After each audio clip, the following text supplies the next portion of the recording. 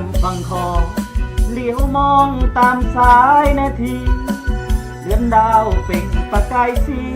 อาบสายวาลีทินนี้งามเด่นนั่นน้ำในขอเปิดฟองตามสายลมเย็นภูมิใจเมื่อได้เห็นเขาถือเป็นความสุขหัวใจยืนแคมฟังขอปกป้องเขตน้ำแดนดินชีวิตคนลาวบ่สิ้นพื้นแผ่นดินนี้ยังบ่หายเพื่อพิทุภูมิที่แสนหัก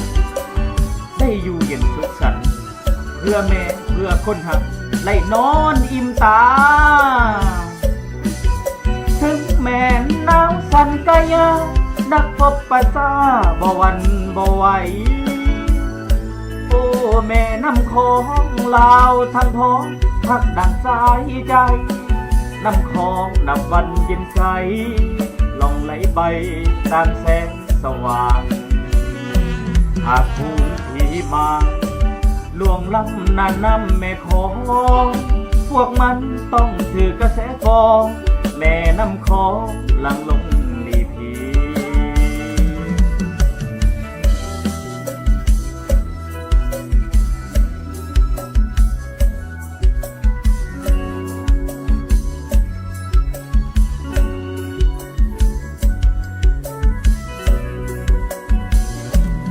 ยืนแคมฟังขอเลี้ยวมองตามสายนาทีเดือนดาวเป่งประกายสีอาบสายวารีคืนนี้งามเด่นนั่นน้ำแม่ของเปิดฟองตามสายลมเย็นภูมิใจเมื่อได้แลเห็นเฮาถือเป็นความสุขหัวใจยืนยามแคมขอปกป้องเขตน้ำแดนดินชีวิตคนลาวบ่สิ้นพื้นแผ่นดินนี้ยังบ่หายเพื่อพิทุภูมิที่แสนหักได้อยู่เย็นสุขสันต์เพื่อแม่เพื่อคนหักได้นอนอิ่มตาถึงแม่น้ำสันกายานักคบปะซาบ่หวันบ่ไหว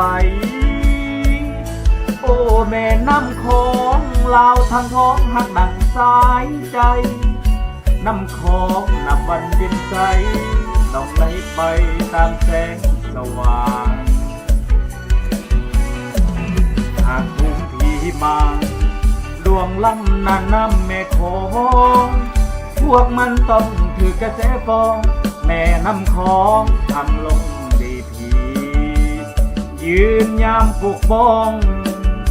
สายของแห่งนี้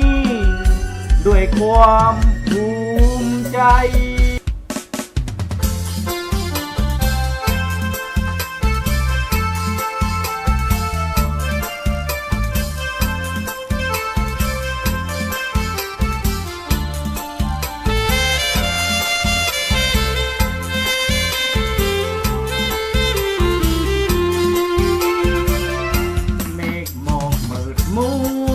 ทั่วแนวหน้า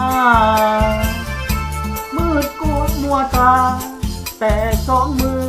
กำปืนยืนจอง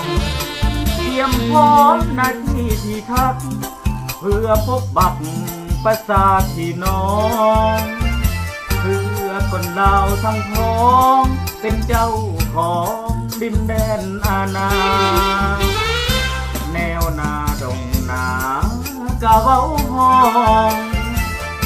เป็นเสียงนั้นน้องแผดดังก้องทั่วท้องนาภาสวยให้ป่าดงพงไพนกมูไรปินไตไปมาก็กินบวยบินเบิกตาภาพเต็มตาสวยสู่หัวใจส่งเสียงเพลงแทนกายพวกอายขออวยพรใจถึงขวัญใจน้องนางแนวหลังแม้นอาทิตย์หอดกันหน้าที่นั้นแนบใจฝากฝังไกลกายแต่ใจเพียงกันพออุ ดมการอันเดียวกันลาที่แนวหน้าเดือนหนาวแจ้งเป็นแสงประกายอาบทาใบทั่วทานที่มันในจิตใจเฮาสดชื่นได้ยืนอยู่ภูมิทานเดานั้นเป็นเกียรติในประวัติการมอบชีวันเสืบสู่ศาสตร์ลาว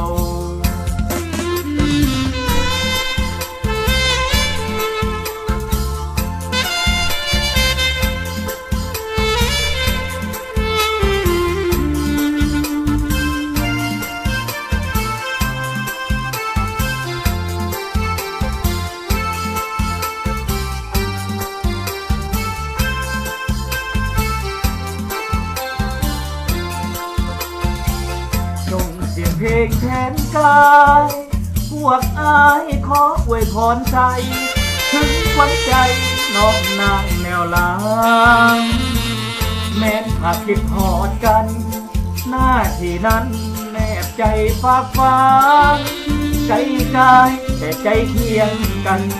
พออุดมการอันเดียวกันลาสีแนวหน้าเลื่อนดาวแจ้ง